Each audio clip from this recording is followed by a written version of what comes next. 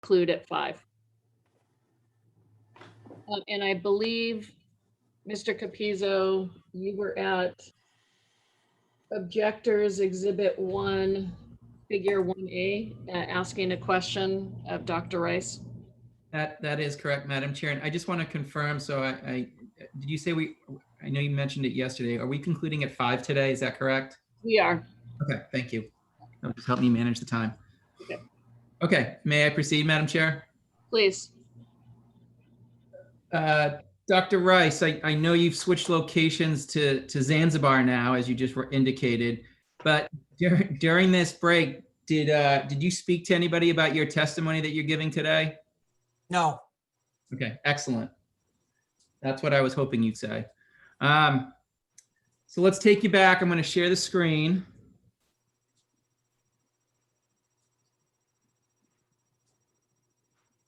You know, one sec though. I know I only said, did you speak to anybody? Did you communicate with anybody about your testimony, whether it was a text, email, or whatever other device you use about your testimony today? I sent a text to Leslie Parker. Okay, you don't tell me what she said, but you did send a text to Leslie Parker. Yes, I did. Did she respond to you? No. Okay, I'm going to share screen. Give me 1 second. And for the, let's see.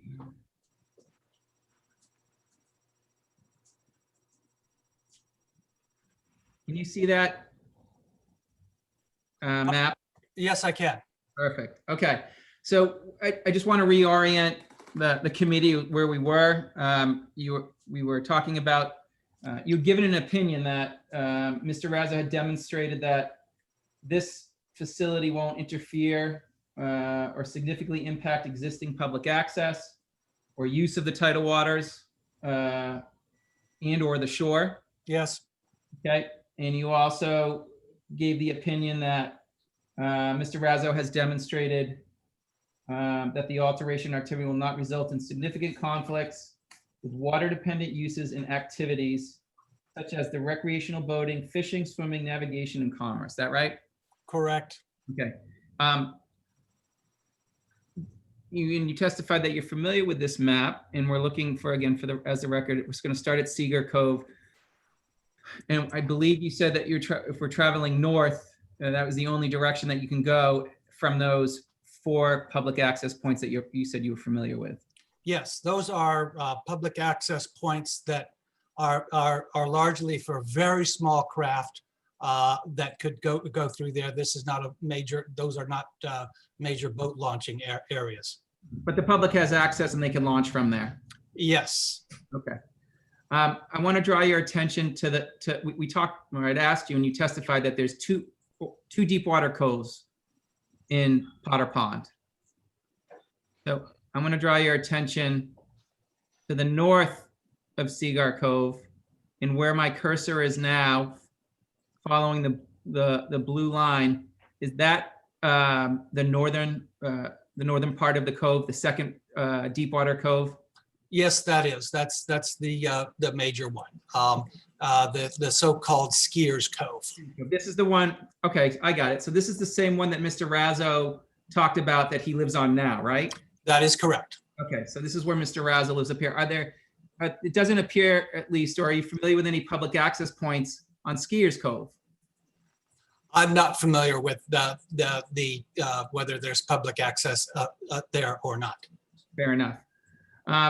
Is it fair to say that the only way to get to Skiers Cove is to go through Potter Pond? I can't say for sure, but I would suspect that might be true. Yeah, let me rephrase that, because I think the question may have been a little confusing. Is the only way to get to Potter Pond from Seaguar Cove by a motor vessel through Potter Pond? Yes, I mean, basically it appears that the access ways are either through the channel to Point Judith Pond itself, or from these various access areas. Okay, so if you can, tell me if you can see my cursor. It was working last time. Yeah. Yeah, Okay, it's working. thank you. So starting in Cigar Cove, leaving that mooring field,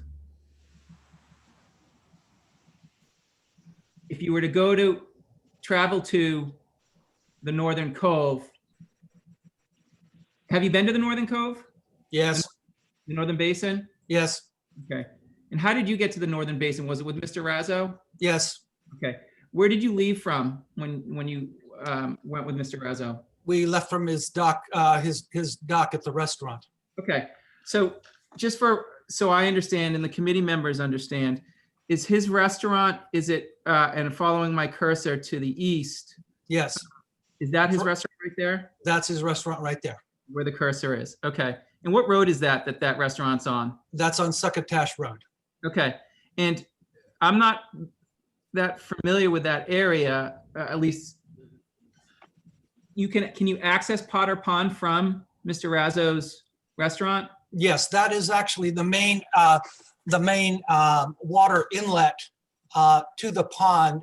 And in fact, all of the tidal exchange for the pond goes right through there.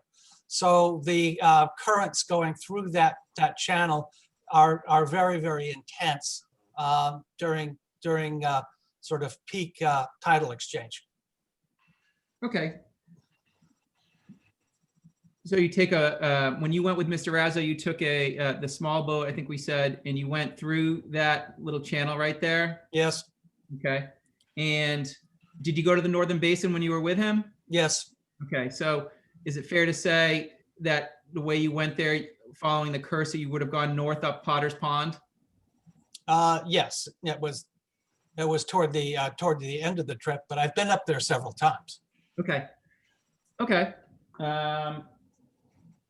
On your own? Yes. Okay. Do you have a boat? Do you own a boat? No, I don't. Okay, but how did you come to find yourself on, I guess, Skiers Cove? Well, I've accessed it from several ways. I mean, basically from Perry Raso's house in the vegetable farm. He's got the vegetable farm at the north end of the pond, and been there and on boats several times. Okay. Various people. Okay. I don't own a boat, but Okay, but you probably a best case scenario, you don't own the boat, but you know people who own the boat, so you can get to these locations. right. I mean, it's best to know people. Fair enough. Now, when you went from, so we understand, the committee understands, or I understand now how you got to the Northern Basin. I want to talk about going from Mr. Raso's restaurant to Cigar Cove. Yes. Okay. Excuse me. So when you left the restaurant on this trip with Mr. Raso, you traveled, I guess you could say, southwest past his current operation. Would that fit? Yes, in between that point and his current operation. That's where the deepest water navigation channel is. It gets fairly, yeah, and it's the most, and it happens to be the most direct. There's a shallow area that you have to avoid. Okay, and is that shallow? So I'm gonna take you 2 steps. And right here, is this the channel that you're talking about? That's deep water? Yes. Okay, so for the record, it's between, and I don't know what point that is, but it's the point to the right, or excuse me, to the east of Ram Point, which you're familiar with, you said. Yeah. And between Mr. Raso's current operation, do you know what his size of his current operation is? No, I don't know the exact size. I thought it was. I'm not entirely sure. That's okay. Offhand. That's all right. So right there, where his driving by that aquaculture application that is highlighted in red. Do you know what the depths are there? Is it deep? Is it shallow? I think you'd mentioned that. Yeah, it's fairly shallow there. Okay. Yeah, at low tides, at extreme low tides, sometimes the oysters are out of the water. When you say the oysters are out of the water, does that mean the cages are out of the water? Yes, Okay. And are you familiar with that operation there? very familiar. Okay. What type of operation does Mr. Raso have there? You said it's floating cages? Well, the vast majority are bags that are plastic mesh bags that are on sort of a railing system, and these bags get attached by bungee cords to it, Okay, and they're in very neat little lines. okay. And on the south side of that, of Mr. Raso's aquaculture farm, is that area still shallow as well? Oh, it's very, very shallow. Yeah, it's very sandy bottom. Can you- In the last few storms, it's become a little bit more shallow. Do you know if you can water ski in that area to the south of that farm? No, I mean, that would be pretty dangerous and actually probably outboard engine extensions would be dragging bottom. Okay, so when you said no, you're saying you can't water ski in that area right there. Right, that would be not particularly wise. Okay. I want to bring you back to the channel that you were talking about. If you follow the cursor going west towards Ram Point and Seagar Cove, you've got Ram's Point to the north where the cursor is. Yes, and the Hunt's house right there. Yeah, so that's good memory. So when you prepared for your testimony, did you review the entire CRMC file? Yes, I looked through pretty much everything. Everything that's on file with Coastal? Yeah, everything that was sent to me, yeah. Okay, do you remember what that included? Well, there was your package from the ESS group. We've got Dave Butel's report. We've got the various applications that Mr. Raso had. So those are what I have. I thought you testified that you also reviewed the letters of objection. There was, yeah, I saw a few of the letters of objection. Okay. Okay. Going to Ram's Point, you said Mr. Hunt's property is to the north, and the channel between, okay, strike that. Gardiner's Island, are you familiar with Gardiner's Island? I don't know which one exactly is Gardiner's Island. All right, so across Yeah, from that- Ram's Point. Oh, okay, if that's Gardiner's Island, okay, Okay. I'll buy that. But you're familiar with that channel right there, correct? Yes, I am. Is that the only way to access Seagar Cove? Other than the public access points for small craft, yes. I mean, if you're basically coming in, there's no boat launching ramps in that area. Okay. And the area that I'm outlining right now, you reviewed his application. I think we went through this, and the general area where he's having proposing his 3-acre farm is right along the western portion of Mr. Hunt and Miss Cooney's property, That is correct. along this shoreline right here. Okay. Yes. Do you have an opportunity to go to the northern part of Seagar Cove? Yes, I did. Okay. What about the western side of Seagar Cove? Yes, we went all the way around those as well. Okay. How many times have you been to Seagar Cove other than that one time with Mr. Raso? I've been there a couple times, boating there with some friends. Okay, power boating? Power boating. Okay. When you say a couple times, more than I two? mean a couple times, not more than 2. Other than, yeah, just. Okay, and in the 2 times, is one of those times with Perry, or was that separate and apart from being with Perry? Separate and apart. So other than with Perry, you've only been to Seagar Cove once. Twice.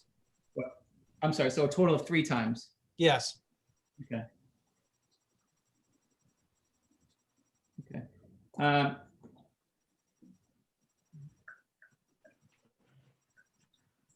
So when the 3 times that you've been there, did you observe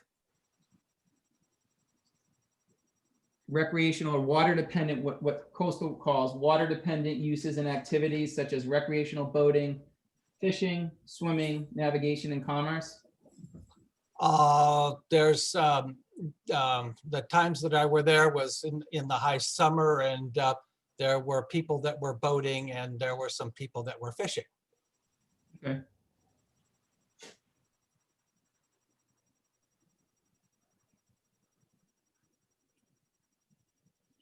And do you recall what areas of Potter Pond they were boating and fishing? Well, I can recall that there were people kind of more on the sort of the south south side of the cove, kind of the Gardener's Island area. So fair to say this area right here? Yep, Okay. And what about you? Were you on a powerboat, sailboat? powerboat. Powerboat, okay. And how about activity over here? Did you make any observations of activity over where the proposed aquaculture farm is? No, I don't recall ever seeing anything ever there. Okay, But again, I've only been there 3 times, so gotcha. add your weight to that. Okay.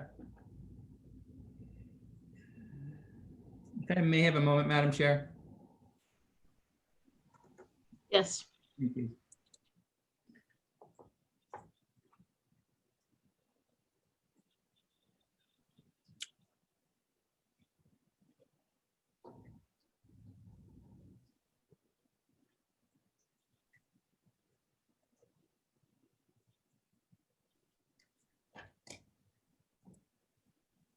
Madam Chair, I would like to, at this point, move to have the CRMC file that Dr. Rice reviewed entered as a full exhibit. That he indicated that he reviewed the entire file, including all the objections. And I'd ask that that be moved as a full exhibit. Well, it already is in the record. I mean, that's the basis for this matter going forward. So I don't know why it has to be admitted as a full exhibit if it's part of the file already. I mean, it's the basis for this application. I guess my point is, Mr. DeSisto, I just want to ensure that that entire file is available for the subcommittee to review since this expert is basing his opinions on his review of that entire file, including any reports or letters that he indicated and testified that he reviewed. So if it's already part of the file and a review, I just want to make sure that the subcommittee has the ability to review that entire file that he relied on. The application wouldn't be heard if the subcommittee didn't have access to the file. I just think it's duplicative. Okay, that's fine. As long as it's already in as a full, as part of the file, and the committee will have an opportunity to look at that. That's all I wanted to accomplish. So I don't really understand what the CRMC file is, how that's defined, what he looked at. So I don't know what we're admitting as a full exhibit. Well, here's the thing, and I agree with you, Madam Chair, by the way. But, you know, the file's the file. And the file that Dr. Rice has stated that he's reviewed, that's a public document. It's part of the file already, and it's part of the package that the subcommittee gets going forward. So I don't know why you'd want to put that in as an exhibit anyway. It just seems to be in twice. If I may interject, I know this is Leslie's witness. 2 weeks or so ago, I asked Lisa Turner for the file, and she sent it to me on a USB. That's what I sent to Dr. Rice, in addition to what else he described. I'll send it to you, Christian, if you want to take a look at it. No, as long as Mr. DeSisto and Madam Chair, as long as that whatever is encompassed in the file that Mr. Putel reviewed to come up with that staff recommendation is available for the subcommittee to review, I'm all set. And I think for the record, we want to make sure that that is part of what the subcommittee, whether it's an exhibit or it's automatically reviewed by the file, any reviewing court will want to know that it is part of the subcommittee's review. And I will state that what Dr. Rice was referring to was what I forwarded to him that was provided to me by Ms. Turner from CRMC. 2 weeks, a week and a half ago, maybe, yeah. So Ms. Turner is on. Is Ms. Turner on, and she can just say what that is?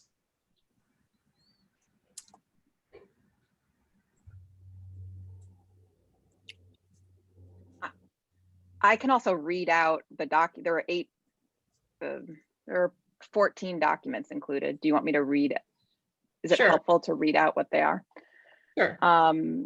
Okay, CRMC staff reports and reference materials, application materials, state and local comments, Dave Butel email correspondence, attorney information, public notification, pictures cover sheet, July 2019 pictures, August 2019 pictures, September 2019 pictures, October 2019 pictures, letters of support, letters of objection, comments received after public notice expiration date. Okay, so that doesn't include the applicant's exhibits and memos and the opponents, the objectors. We were asked for this before any of that would have been submitted. Okay. So I don't think it may now be included. All right, I don't have a problem with that as it's been defined, and I'm looking at it right now too. Madam Chair, it's Ray Coyer. Can I ask something? You may. Does the witness have anything that we do not have? No. Then what does it matter then? We've got either everything he has or more. And I think what Attorney Capizzo wants to be sure is that we have what he's referring to, and I think staff can attest to that. And I think our counsel, Anthony, has said that the file is the file. If they called out certain things to send to him for his testimony, that's something from what we have. Right, Mr. Coy, I didn't know if it included all the exhibits that were being proffered by applicant and objectors counsel, if that's part of the quote unquote file. So that, and I understand that's not. So I'm okay with how the CRMC file has been defined and that be an exhibit. We consider it would be, if there was any appeal, it would be the certified record on appeal. And for the record, I believe Dr. Rice testified to this, but he also does have things that were submitted after we received the CRMC file. So I think he testified that he has the ESS report, the objectors materials, and our exhibits.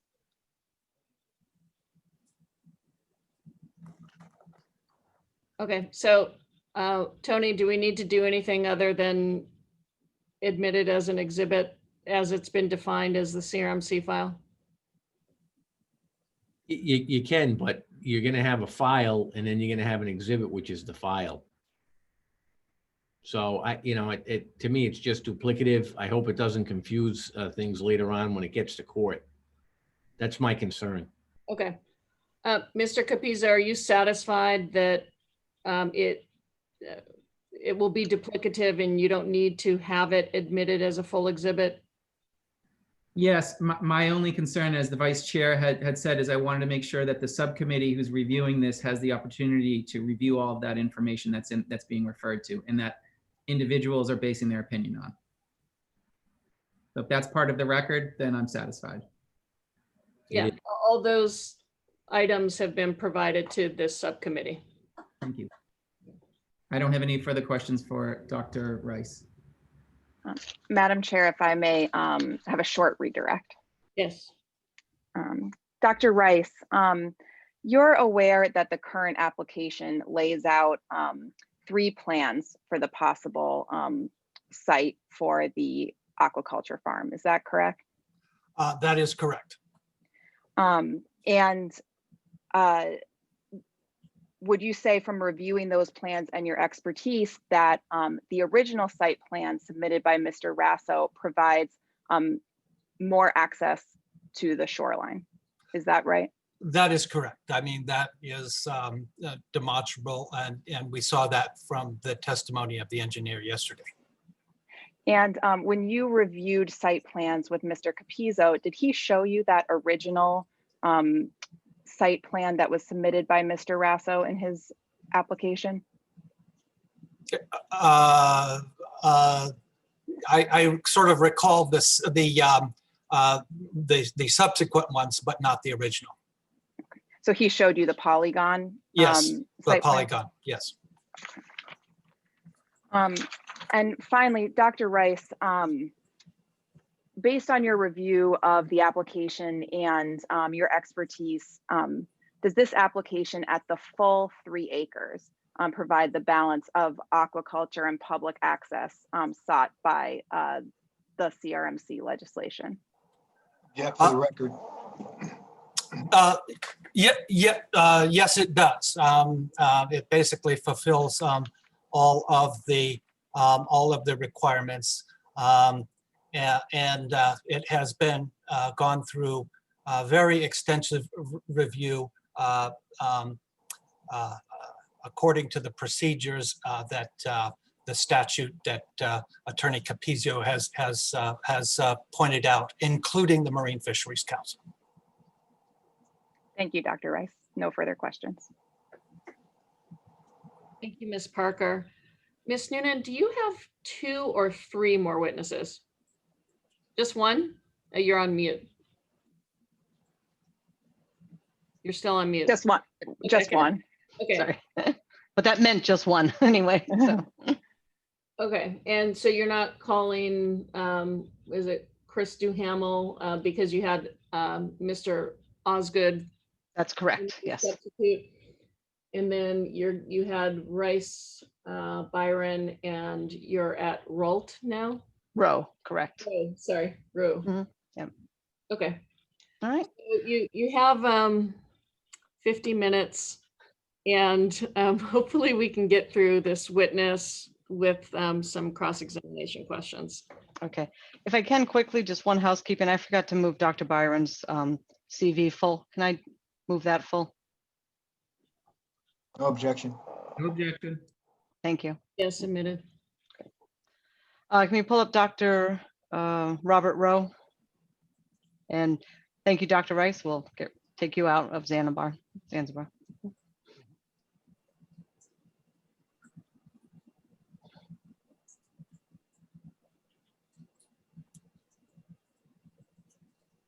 Okay, great. There's Dr.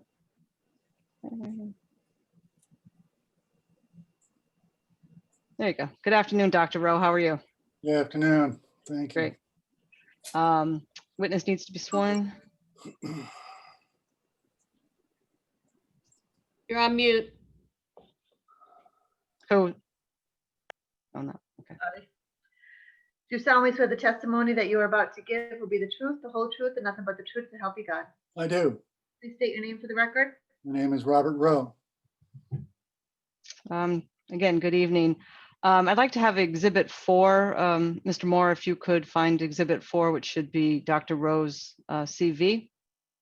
And as he pulls that up, if I can start with you, Dr. Rowe, can you please give the council some of your background as set forth on Exhibit 4?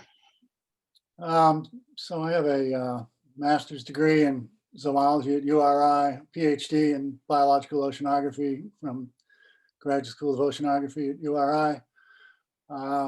20 years of experience growing oysters in Point Judith Pond. One of the people who helped craft the current regulations. Sold my farm 13 years ago to become the executive director of the East Coast Shellfish Growers Association, where I represent growers from Maine to Florida. Largely on federal matters, but occasionally on state matters like this. Do you teach also? I also, so my appointment with the East Coast Shellfish Growers is a half-time position. So I'm also an adjunct professor at URI. I teach through the Rhode Island Department of Labor and Training. I teach on other opportunities, and I do consulting work on the side, nationally and internationally. All right. And have you also published papers in your field? Several book chapters, several dozen peer-reviewed scientific publications. and a number of opinion pieces. And what professional affiliations do you have? I'm a member of a number of professional associations, from the National Aquaculture Association, National Shell Fisheries Association, and I'm sure I'm forgetting, there's probably half I a believe they're dozen. listed on page 1 of your curriculum vitae. I would, and can I ask the most important question, is that, are you the guy that gave us Moonstone oysters? I was the owner of Moonstone Oysters, president and CEO for about 20 odd years. Started out as a hatchery, then moved on to growing and selling oysters. Quite proud of that. Great. I would ask that Dr. Rowe be qualified as an expert in aquaculture. Any objection? No objection. No objection. Okay, will someone make a motion to accept the qualification of Mr. Rowe as an aquaculture expert? Madam Chair, Ray Coyer makes that motion. Thank you, Mr. Coy. Is there a second? Reynolds, seconds. Thank you, Ms. Reynolds. Any discussion? Okay, I'll do a roll call. Ray Coya, Ray Coyer votes aye. Patricia Reynolds, Aye. Don Gomez, Don Gomez, aye. Vin Murray, Vin Murray, aye. okay, and myself, Jennifer Cervenka, aye. Motion carries to qualify. And I would also ask that his curriculum vitae be admitted full, Exhibit 4. It's admitted full. Thank you. Dr. Rice, you were retained as an expert in this matter, correct? I'm Dr. Rowe, but yes, Sorry. That was my mistake. Dr. Rowe, thank you. And do you know Mr. Raso? I do. All We right. met, I employed him briefly as a diver in early 2000s, before he started his farm. Subsequently, as president of the Ocean State Aquaculture Association, where he was a member of, we would meet on occasion. And my wife is a big fan of his restaurant, so we would occasionally see him there. And do you serve on the Shellfish Advisory Panel? I am an alternate, so I was called up the day of that hearing when he was being, his application was being reviewed. I got a call that afternoon, and the primary, Jeff Gardner, said he couldn't attend. So I made plans to attend, And that committee made a positive recommendation at that time, correct? we did, yes. And at that time, did you have any idea that you would be providing testimony from Mr. Raso on this application? Providing this testimony at this time, or Right. providing testimony or at that particular meeting? I mean, I knew at that time that Perry Raso's application was going to be reviewed. Going into that meeting, I was not totally caught off guard. All right. But in terms of your expert testimony, you were not retained until well after that meeting, correct? Well, that's correct, yes. And other than discussions at the Shellfish Advisory Panel and the work that we've done together since you've been retained as an expert, did you have any other knowledge of the application? I had read certain publications, popular press, Facebook postings got circulated around. I tend to monitor what's going on in this state when it comes to aquaculture, so I was not totally in the dark, but I haven't been following it very carefully until very recently. Okay. And did your involvement at the Shellfish Advisory Panel have any impact on your testimony here today? I don't see, no. In terms of the proceedings that we're at now, were you watching or listening to the testimony both yesterday and then earlier today, starting at 1 o'clock? With rapt fascination, yes. Wonderful. And we've heard a lot about this, but are you familiar with Mr. Raso's application? And if so, can you describe your familiarity with it to the committee? I too reviewed the entire packet that was just discussed at length. I don't recall seeing extensive letters of objection, but obviously they were referred to in the coastal committees and the waterfront advisories letters. So pretty much aware that almost any aquaculture application is going to be met with a bunch of, shall we say, objectors. And that's based on your personal experience since the 80s, correct? Or Well, certainly this whole hearing is bringing up a sort of PTSD. I too had a Coastal Resources Subcommittee hearing in Narragansett after 9 public hearings over a 2-year period, with 600 of objectors in my file. So I certainly am well aware of the nature of these proceedings. Did you have an opportunity to review the staff report, which is Exhibit 17? Yes, And you heard Mr. Butel testify? yes. All right. Obviously, you're familiar with the history of aquaculture. Can you just provide any further information of your familiarity with the history of aquaculture in Rhode Island? Well, it goes way back. We once, at one point, had almost 1/3 of Narragansett Bay leased out for oyster aquaculture, and it provided hundreds of jobs in the late 1800s and early 1900s. 20,000 acres of Narragansett Bay was leased out for oyster farming. There were massive oyster shucking houses on the East Bay. It was one of the largest industries in the state. Okay. It went into disrepair when we discovered that bacteria caused disease. People stopped eating oysters. We had some wars that drove away the workforce. Hurricane of '38 buried most of the beds. The price of oysters was not sustained by the work involved. We brought aquaculture back in the, I want to say, the 70s. There was a Rhode Island Aquaculture Association. In fact, one of the early leases was in Water Skiers Cove, held by Dr. Rogers. And then I revived the Ocean State Aquaculture Association in the late 80s, started my farm in 86, started the Ocean State Aquaculture Association in 89, and we've experienced rather substantial growth subsequently. Okay. And in hearing both Dr. Byron's and Dr. Rice's testimony, there's been this discussion about balancing, sort of the public's access to the water and aquaculture. Can you describe that based on your experience with the, aquaculture and the statutory, evolution in Rhode Island?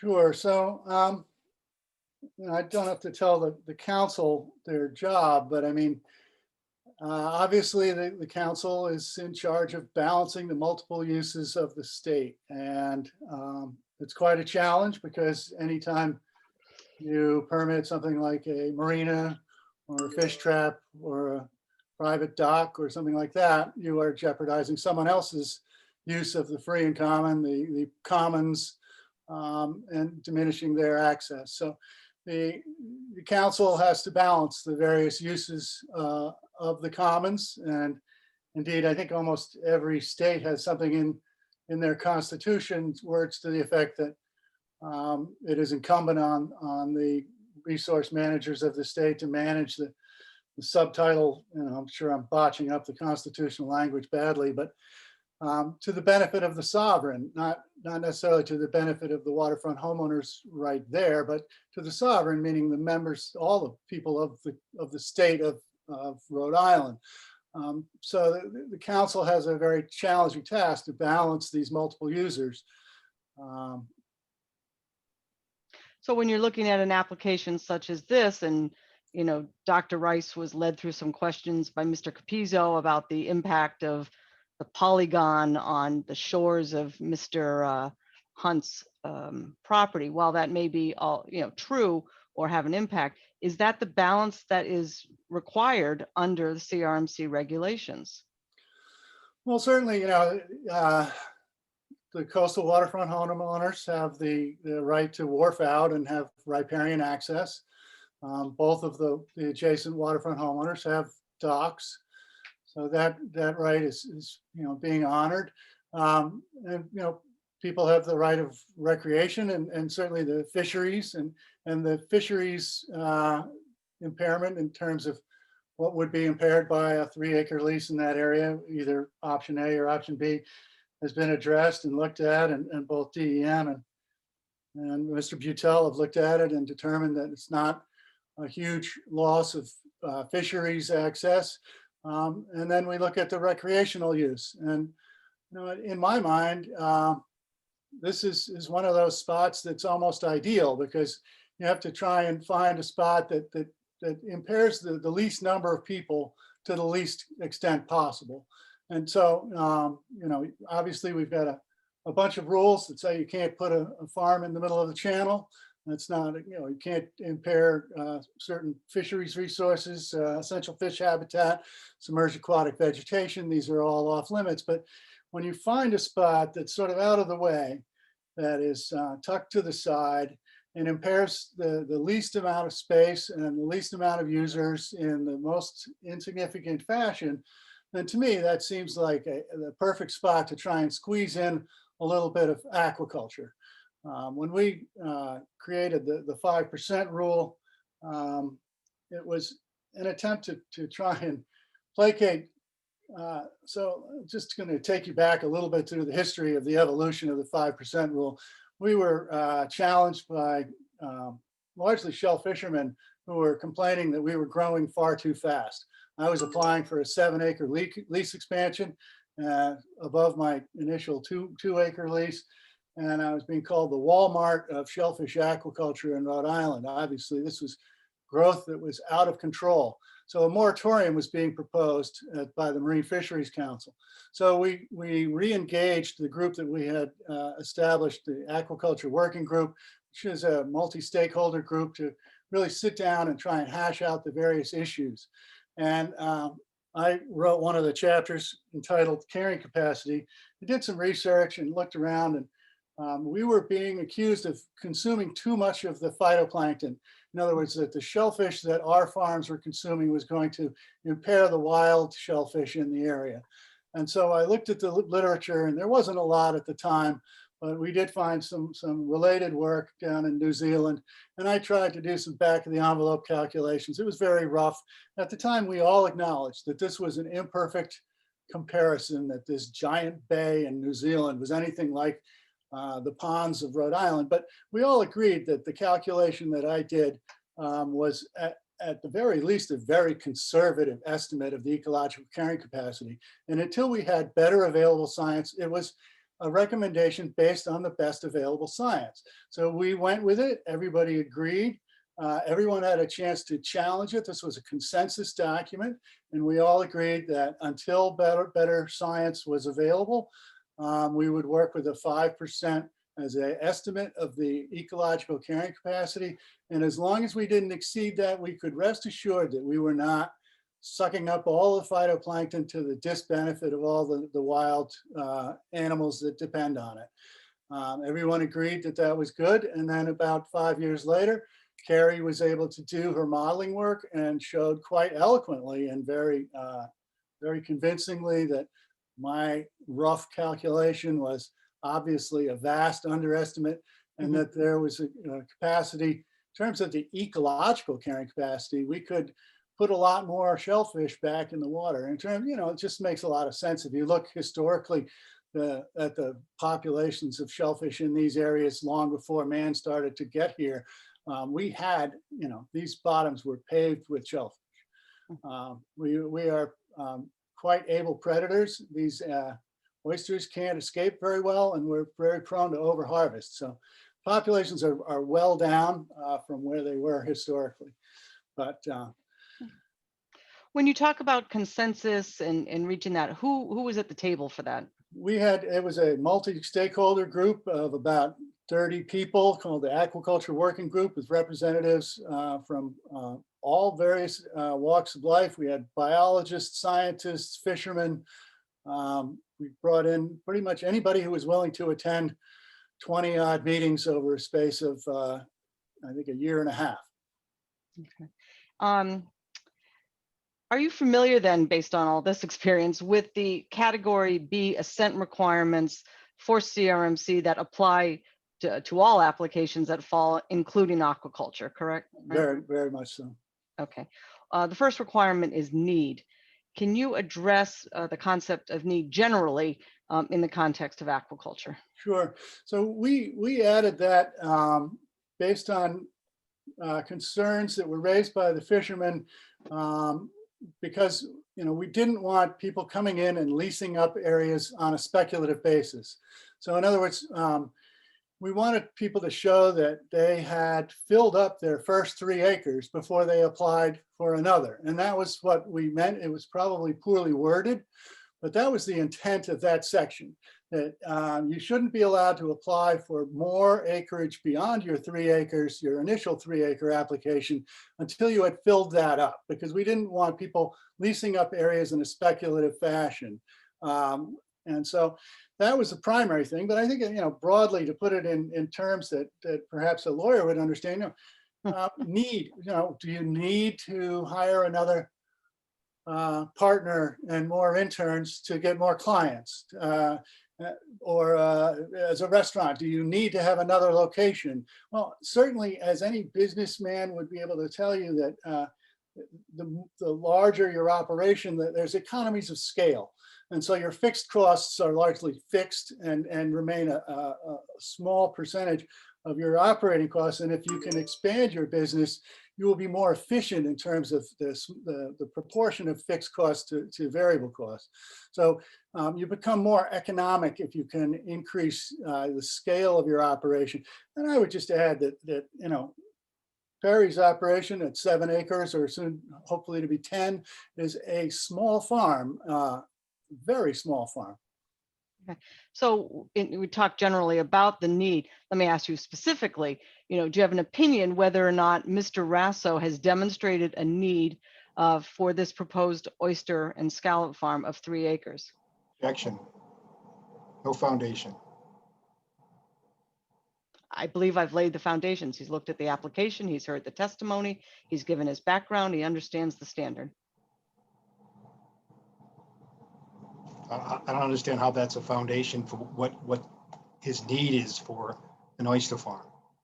I frankly still don't understand from his testimony what this need requirement means. And I don't think that he, because he had a hand in drafting it, should have any admissibility before the subcommittee. Rather than having an argument between the lawyers, Madam Chair, what I'm going to suggest here is allow the witness to answer the question, and it can go to the weight as to whether or not he actually has expertise in this. But at this stage, I think it's permissible for him to answer and then be cross-examined on it. And if I could just request that I will interpose objections. I don't mean to, and we don't have to have an argument after each one, but I want it for the record to interpose objections. That's fine. And then you'll get your chance on cross-examination. May I ask if this is going to be a continuing objection for this entire line of questioning? Yes, if I could do that. Okay, you can. Can I ask the stenographer to read the question back, please?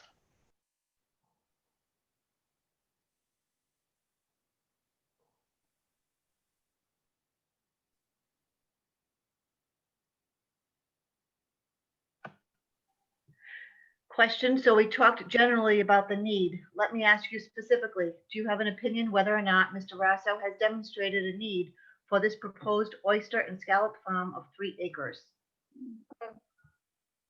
So as I said, based on the reasoning for which that standard was inserted, yes, I believe that Mr. Raso has clearly filled up the space of his existing lease. And that was certainly the intent. If you want to take a different view of the term need, I would say that he wants to grow scallops. He needs additional depth. This is a spot with greater depth. I think that shows he needs greater depth to grow scallops and lantern nets. I think that is another view of the term need. And in terms of profitability and economies of scale, I think that is a perfectly valid interpretation of the term need as well. So I would say that, yes, depending on how you choose to interpret the term need, he has fulfilled in all 3 considerations. Okay. And do you have an opinion as to whether or not the shellfish aquaculture proposed by Mr. Raso will have any negative effect upon the erosion or deposition along the shore? So looking at Cedar Cove, he's one thing that I notice about the cove is that a lot of the homes, especially along the south side, are protected by buttresses. It looks like there's erosion concerns, probably from boat wakes. There's not a lot of fetch for wave action, but erosion seems to be a concern. A lot of the homes have got riprap and things like that. On the north side, where immediately adjacent, that's a rocky beach. I don't imagine that that's got significant erosion right there, but you can expect structures in the water to mitigate wave energy slightly. We don't have good science on the amount of wave energy mitigation, but if anything, it would slow the erosive effects of the boat wakes on that particular shore. I can't imagine that we would experience anything else. Since you talked in detail, can you tell the committee about your familiarity with Cedar Cove? So I've been to Cedar Cove once. Okay. And you visited the proposed site? I did. Okay. And just going back generally to oyster farming and aquaculture, is it considered a green industry? Absolutely. It's one of the things I'm most proud of. We get very high marks from the environmental communities, such as Monterey Bay Aquarium, the Nature Conservancy, other things like that, because we have no foods, no drugs, no chemicals, no fertilizers. We get the gold star, and then to boot, we offer what are called ecosystem services. In other words, benefits that we sort of take for granted. In other words, the animals filter the water, improving turbidity levels, mitigating the eutrophication impacts from excess fertilizer. Can I stop you right there? What was the word that you used so the stenographer has it? I'm sorry. So we mitigate the impacts of eutrophication. Eutrophication is a syndrome that's related to excess nitrogen and phosphate inputs from lawn fertilizer and wastewater from ISDS runoff. And so when you have, certainly these are fertilizers, and fertilizers are generally good. But when you have excessive amounts of nitrogen coming into the coastal waters, especially in almost all of our estuaries in the Northeast, we see something called eutrophication. It's a tendency for excessive algal blooms that are stimulated by the nitrogen and phosphate runoff. And the algal blooms can diminish water quality by causing eutrophication, which is low oxygen, buildup of excessive phytoplankton blooms, which will occasionally shade out eelgrass, and then change the nature of the bottom to be more dominated by gracilaria and lesser habitat types. So as I said, because the shellfish feeding can mitigate and remove some of the nitrogen associated with the phytoplankton that they consume, we get the gold star from a lot of these environmental groups who recognize that, when the Nature Conservancy is coming out in favor of aquaculture, shellfish aquaculture, you're doing something right. And is Mr. Rasso's proposed farm consistent with what you've just described for a green industry? Absolutely. Okay. Moving on to a different topic, do you have an opinion as to whether Mr. Rasso's has taken measures to minimize any adverse scenic impact? Well, certainly the low profile choice for his floating gear. We're trying to make it less, he's trying to make it less visible to, certainly that is probably the primary concern that we hear on most applications is the aesthetic concern. Of course, it's very challenging to assess, what in someone's eyes is offensive to their sense of aesthetics is not necessarily so to someone else. Like, for instance, I think those windmills off the coast are beautiful. Not everyone agrees with me. Mm-hmm. But a nice, neat field of corn, to me, that's beautiful. but it's not what nature intended. So everyone has their own view of what is an aesthetic view and what is something that is not. And the fact perhaps that the half of the farm is scallops that's not on the surface, does that also play in if for people that may find something on the surface offensive? Yeah, certainly anything you can do to minimize the number of buoys, the number of things that are sitting on top of the water is going to, hopefully minimize the aesthetic impacts, if you will. And have you worked with aquaculture farms that have been located in areas where the public participates in recreational activities? Of course. Right. And what type of recreational activities? Well, I mean, my own farm, people would water ski down the middle, sail around, use the buoys as a slalom course, fishing. Fishing was actually quite popular on my lease.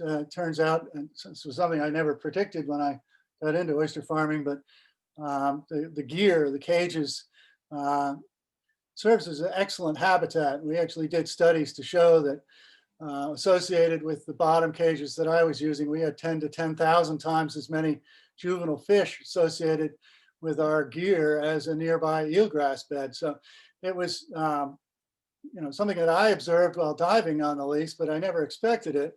And then there's all these larger fish that would come and circle around the lease to try and eat the smaller fish. So when I was taking my kids fishing, I was never a great fisherman, but I would always take them to the lease because I knew we would catch fish. Okay. And in terms of the current application, have you seen the 3 different layout plans? Yeah. All right. And you've heard us talk about A, B, and C, right? Yes. What's the effect of changing the original rectangle to either the polygons depicted in B and C? So most of the discussion is focused on B, alternate B. The initial polygon, it's a regular shape, easy to mark. You have 4 corner markers. It's relatively easy to manage in terms of laying out your lines and dealing with that. I believe that the effort to move the polygon and go to alternate so-called preferred alternate B was an attempt to move away from the area of the center of the pond where the water sports activities has been described, move it closer to the beach and get it out of the main area of water sports activities. And I think it achieves that. The detriment is that you're obviously closer to the shore. So you have to look at, are you impacting activities on the shore and access to the water by the hunts? And I believe it's I forget the neighbor to the north, Capuzzo, is it Capuzzo? Or anyway, the 2 properties that are immediately adjacent on the northeast shore there. So, they certainly have a lot of beach access on their own properties. That's the one that's on the peninsula too, right? The peninsula, right? The question is is the beach that's right adjacent to the farm, is that, better beach? It's, mostly cobble. It didn't look like it was excellent sunbathing beach. I do understand there's some access for clamming there, right up on the shore. And certainly that access is still there. But the pinch points do prevent somebody from circumventing the lease along the east side in a motorcraft. My question is why would you want to go in there? If I were trying to get around the lease, I'd go around the other side. If I were trying to access the beach, you can certainly access it from the south or the north. It doesn't appear to me that the pinch point poses a tremendous challenge. But it's not for me to say. I'm not trying to navigate in that pond very often. Well, let me ask you the question though, which is, we've heard is that, based on what you've heard and the testimony over the last 2 days, as well as all the materials that you've reviewed in your experience, do you have an opinion as to whether the proposed farm would result in significant conflicts with water-dependent uses and activities such as recreational boating, fishing, swimming, and navigation? Objection. Am I allowed to answer? Object to the foundation. He's been in the Secret Cove once. He has no idea what the activities and the uses are in that cove.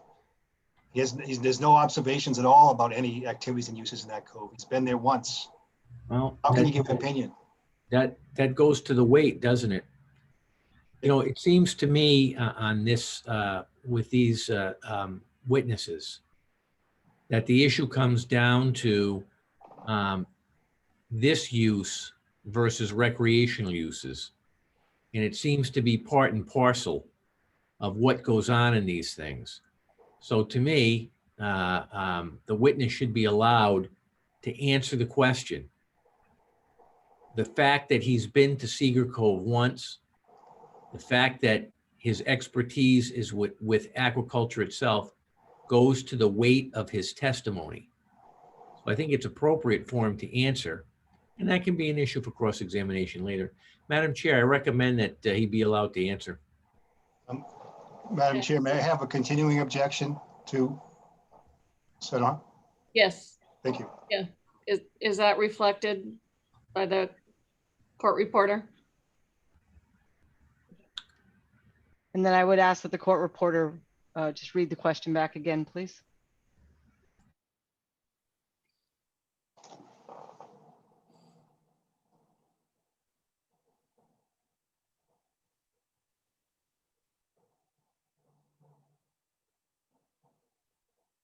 Question, well, let me ask you, oops, hold on 1 second, I'm sorry. Question, well, let me ask you the question. Based on what you heard in the testimony over the last 2 days, as well as all the materials that you have reviewed in your experience, do you have an opinion as to whether or not the proposed farm would result in significant conflicts with water-dependent uses and activity, such as recreational boating, fishing, swimming, and navigation?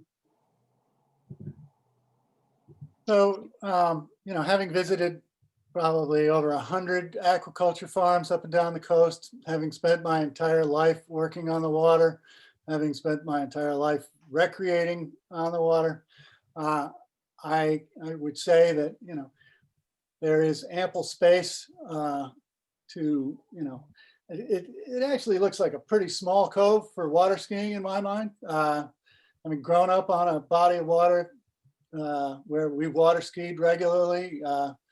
But nowadays most people get dragged around in a tube. So slower speed doesn't necessarily require as much space. Certainly there's the lease doesn't necessarily impair paddling in a kayak or a canoe or a wakeboard or a stand-up board. Actually, I would say that the lease actually enhances the experience, because now you've got something cool to look at. You got somebody there to talk to who's, I'm sure, very happy to explain how they're growing oysters. I typically find that people are fascinated by what we do on the water and are very, very curious, and they want to see what's going on and have a conversation. So.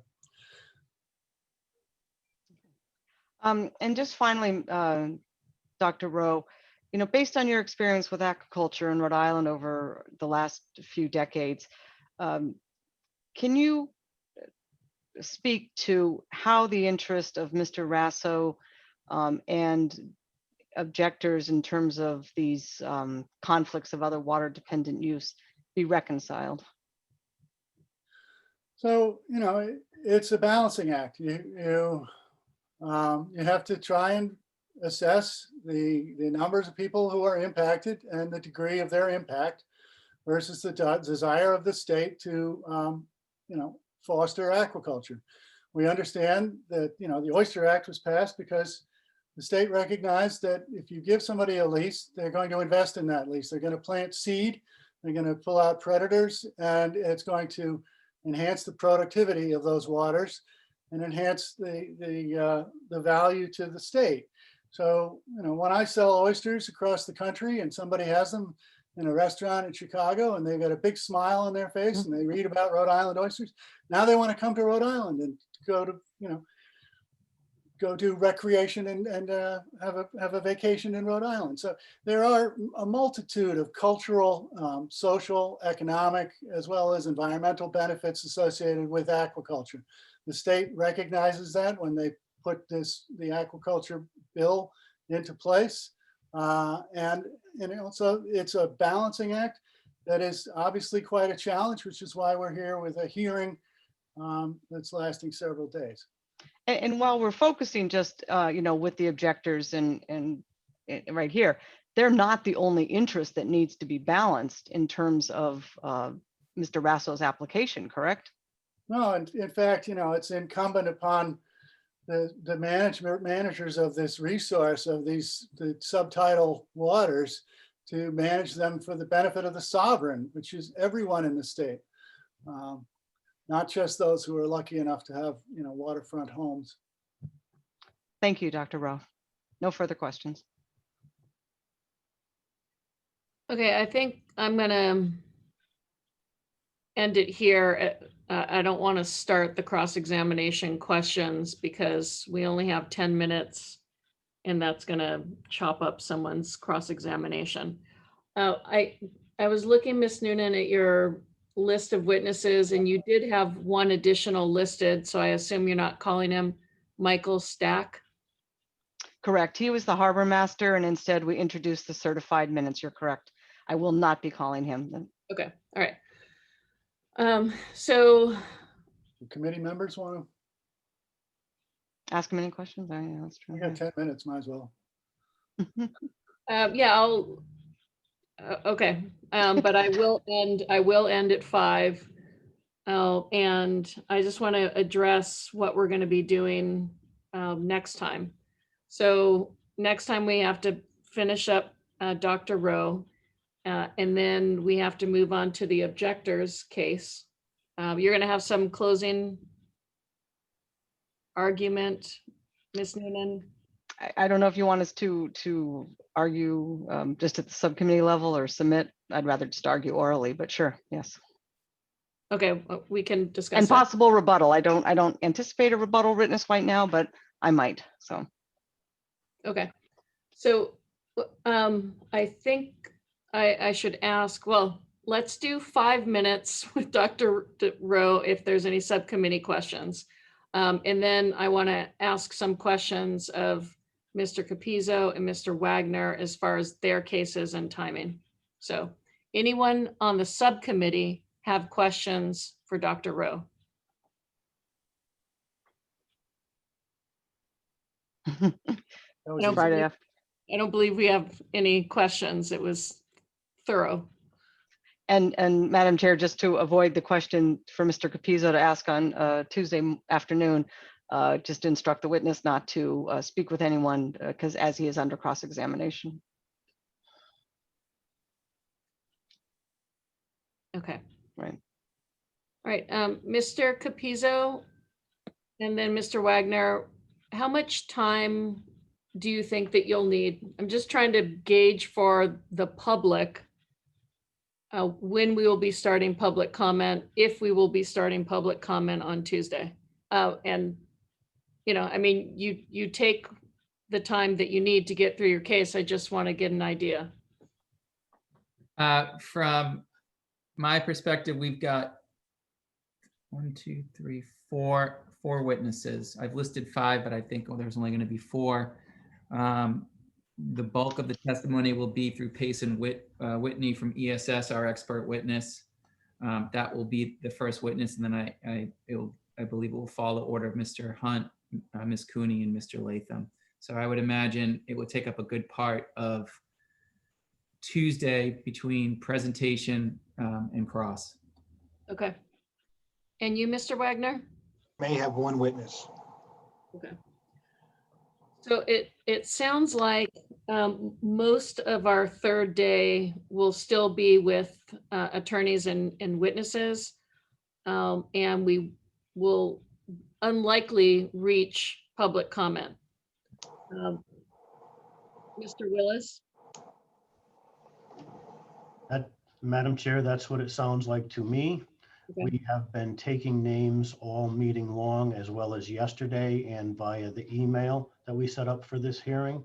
So we do have a list, and as we mentioned this morning, it was at 50 plus, and I'm certain it's grown over the course of today. Okay, so we will need to schedule at least a fourth meeting, Agreed. potentially a fifth meeting, Agreed. because we have to get to the rebuttal and workshop. Okay. Yes. So do we want to tell the members of the public that they will not be speaking on Tuesday?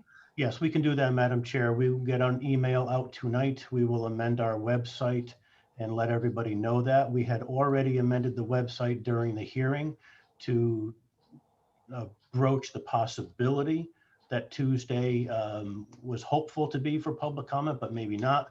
And we will expound on that and get information out tonight so that the public has clear expectations that Tuesday will be for continuation of this hearing, and public comment will no doubt be at a date to be determined shortly thereafter.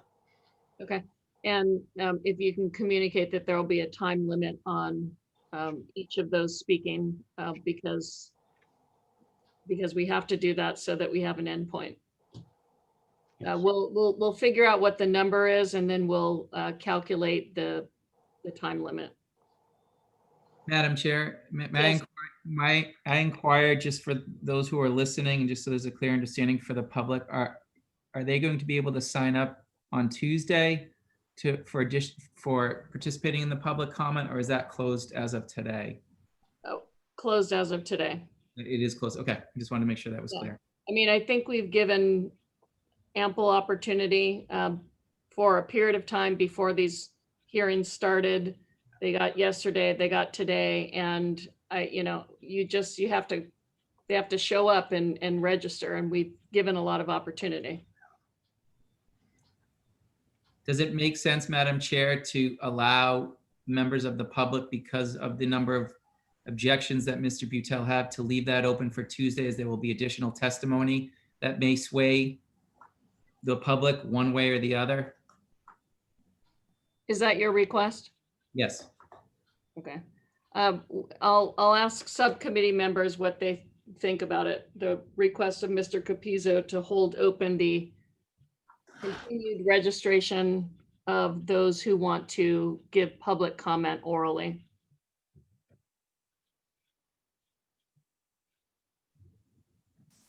Madam Chair, Ray Coya, Yes, Mr. Koya. I think we've had 9 hours of Zoom that they had an opportunity to register. And if there was any time before that or not, I'm not sure. So I think ending it at the end of today would be fair. Mr. Gomez? I agree with that. I think that you started the meeting indicating that this would be the last opportunity by the end of today or the end of this meeting. And I concur that they've had ample time to voice, the request to be heard. Okay, Mr. Murray? I would agree as well. I think Mr. Coya mentions 9 hours plus the lengthy travel of this application and all the public comment that's part of the package in terms of the letters and what have you. So I think it's fair. Okay. Ms. Reynolds? I'm also in agreement. I think ample opportunity has been provided. Okay, so there you have it. We're gonna close it, at 5 today. Thank you, Madam Chair. Okay.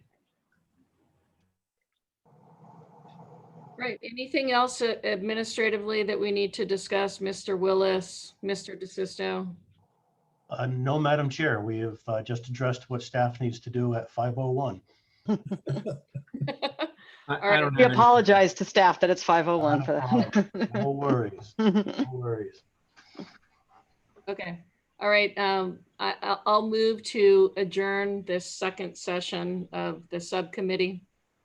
Second it. Thank you, Mr. Koya. All those in favor say aye. Aye. Aye. Nice weekend, everyone. Thank you. Have a good weekend. Night. Good weekend. Thank you.